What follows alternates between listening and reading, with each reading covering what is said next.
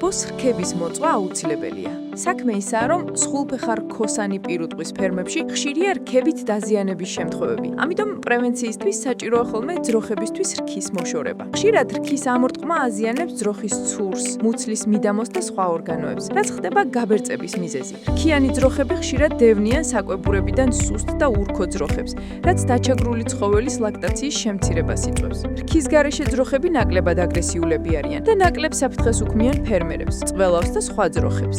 რქიანი პირუტყვი მუდამ დომინანტობას ცდილობს, რაც ჯოგში სხვადასხვა ტრავმის რისკს ზრდის.